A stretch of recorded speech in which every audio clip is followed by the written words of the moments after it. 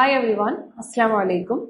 ഇന്ന് നമ്മൾ ഡിസ്കസ് ചെയ്യാൻ പോകുന്ന topic beyond and fine how to decode and address your child's emotional needs. നമ്മൾ കുട്ടികളുടെ അടുത്ത് എപ്പോഴും ചോദിക്കുന്ന ഒരു ക്വസ്റ്റ്യൻ ആണല്ലേ, ഹൗ ആർ യു എന്നത്. നീ ഓക്കെ ആണോ, നിനക്ക് സുഖമാണോ, എന്താ വിശേഷം എന്നൊക്കെ നമ്മൾ എപ്പോഴും ചോദിക്കാറുണ്ട്. അപ്പോഴൊക്കെ നമുക്ക് വളരെ ഫെമിലിയർ ആയിട്ട് കിട്ടുന്ന ഒരു ആൻസർ ആണ് അല്ലെങ്കിൽ ഒരു ഫ്രേസ് ആണ് ഐ എം ഫൈൻ എന്നത്. ഞാൻ ഓക്കെ ആണ് എന്ന് അവർ പറയാറുണ്ട്.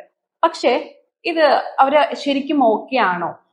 ഈ ഐ എം ഫൈൻ എന്ന് പറയുന്നത് എപ്പോഴും ഒരു ട്രൂത്ത് ആയിരിക്കണം എന്നില്ല. ഒരുപാട് അൺസ്പോക്കൺ ആയിട്ടുള്ള ഫീലിങ്സ് അതിന്റെ പുറകിൽ ഉണ്ടാകാം. കുട്ടികൾക്ക് നമ്മൾ അഡൾട്ട്സിനെ എക്സ്പീരിയൻസ് ചെയ്യുന്ന പോലെ തന്നെ ഒരുപാട് ഇമോഷൻസ് ഉണ്ടാകാം.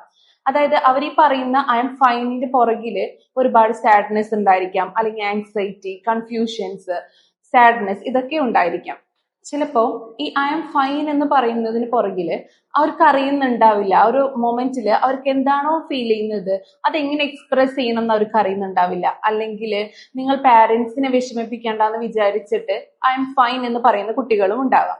ചില സമയങ്ങളില് അവരുടെ ഇമോഷണൽ പെയിൻ എക്സ്പ്രസ് ചെയ്യുന്നത് അവരുടെ ബിഹേവിയേഴ്സിലൂടെ ആയിരിക്കാം. നമ്മുടെ കുട്ടികൾക്ക് ചില മാറ്റങ്ങൾ നമ്മൾ ശ്രദ്ധയിൽപ്പെടുന്നുണ്ടാവാം. അതായത് ഫ്രണ്ട്സിന്റെ അടുത്ത് നിന്ന് ഡിസ്റ്റന്റ് ആയിട്ട് നിൽക്കുക, അല്ലെങ്കിൽ അവരുടെ ഹോബീസിനോടുള്ള ഇൻട്രസ്റ്റ് കുറയുക, പെട്ടെന്ന് ദേഷ്യം വരിക, ഈസിലി ഇറിറ്റബിൾ ആവുക. ഇത്തരം കാര്യങ്ങളൊക്കെ അവരുടെ ഇമോഷണൽ നീഡ്സ് മീറ്റ് ചെയ്യുന്നില്ല എന്നുള്ളതിന്റെ സിഗ്നൽസ് ആണ്. ഇത്തരം ബിഹേവിയേഴ്സിനോട് റിയാക്ട് ചെയ്യാതെ നമുക്ക് എന്ത് ചെയ്യാനായിട്ട് പറ്റും? വാലിഡേറ്റ് ചെയ്യാം. അതായത് അവരുടെ ഫീലിങ്സിനെ വാലിഡേറ്റ് ചെയ്ത് കൊടുക്കുക. അവരുടെ അടുത്ത് നീ കരയണ്ട, അത് ഇത്ര വലിയ കാര്യമാണോ എന്നൊക്കെ ചോദിക്കുന്നതിന് പകരം എനിക്ക് മനസ്സിലാവും നിന്നെ നന്നായിട്ട് അപ്സെറ്റ് ചെയ്യുന്നുണ്ടല്ലേ, ഇങ്ങനെ നമുക്ക് ചോദിച്ച് അവരുടെ കാര്യങ്ങൾ നമുക്ക് അല്ലെങ്കിൽ അവരുടെ ഇമോഷൻസിനെ നമുക്ക് വാലിഡേറ്റ് ചെയ്യാം. ഇങ്ങനെ നമ്മൾ ഇത്തരം കാര്യങ്ങൾ അവരോട് കമ്മ്യൂണിക്കേറ്റ് ചെയ്യുമ്പോൾ അവർക്കൊരു ഇമോഷണൽ സേഫ്റ്റി അവിടെ ബിൽഡ് ആവുന്നുണ്ട്. അവരുടെ ഏത് ഇമോഷൻസും, ഈവൻ അൺകംഫർട്ടബിൾ ആയിട്ടുള്ള ഇമോഷൻസും നമ്മൾ ആക്സെപ്റ്റ് ചെയ്യുന്നുണ്ട് എന്നുള്ള ഒരു ഫീലിംഗ് അത് കുട്ടികളിൽ ഉണ്ടാക്കും. അതുപോലെ പാരന്റ്സിന് ചെയ്യാൻ പറ്റുന്ന മറ്റൊരു കാര്യമാണ് ഡെയിലി ചെക്ക് ഇൻ ചെയ്യുക. കുട്ടികൾ ക്ലാസ് കഴിഞ്ഞ് വീട്ടിലോട്ട് വരുമ്പോൾ അവരുടെ അടുത്ത് നമുക്ക് ഡെയിലി ചോദിക്കാം, ഇന്ന് എന്തൊക്കെ ഉണ്ടായി, അല്ലെങ്കിൽ ഇന്ന് നിന്നെ അപ്സെറ്റ് ആക്കുന്ന എന്തെങ്കിലും ഉണ്ടായോ, അല്ലെങ്കിൽ ഇന്ന് നിന്നെ എന്താണ് ഹാപ്പി ആക്കിയത്, റഫ് ആയിട്ടുള്ള എന്തെങ്കിലും ഉണ്ടായോ എന്നൊക്കെ ചോദിക്കുമ്പോൾ കുട്ടികളിൽ കുറച്ചും കൂടി ഓപ്പൺ അപ്പ് ചെയ്യാനുള്ള ഒരു ടെൻഡൻസി അത് ഉണ്ടാക്കും. പൊതുവെ പാരന്റ്സിന്റെ ഒരു ബിഹേവിയറിൽ കാണുന്ന കാര്യമാണ് സൊല്യൂഷൻസിനോടുള്ള ഒരു റഷ്, സൊല്യൂഷനിലേക്ക് എത്താനുള്ള ഒരു റഷ്.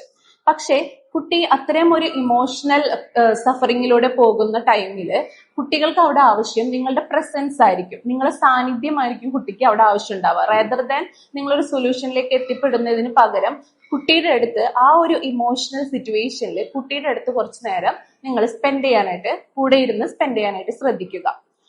കുട്ടികളില് ഇത്തരം ബിഹേവിയേഴ്സ് നേരത്തെ പറഞ്ഞ പോലെയുള്ള പെട്ടെന്ന് ഹോബീസിനോടുള്ള താല്പര്യം കുറയുക, ഫ്രണ്ട്സിന്റെ അടുത്ത് നിന്ന് വിട്ടുമാറി നിൽക്കുക, അല്ലെങ്കിൽ ഈസിലി ഇറിറ്റബിൾ ആവുക, പെട്ടെന്ന് ദേഷ്യം കാണിക്കുക, ഇത്തരം കാര്യങ്ങളൊക്കെ പെർസിസ്റ്റന്റ് ആയിട്ട്, അതായത് തുടർച്ചയായിട്ട് സ്വഭാവത്തിൽ കാണുന്നുണ്ടെങ്കിൽ നിങ്ങളൊരു എക്സ്റ്റേണൽ ഹെൽപ്പ് സീക്ക് ചെയ്യാനായിട്ട് ശ്രമിക്കണം.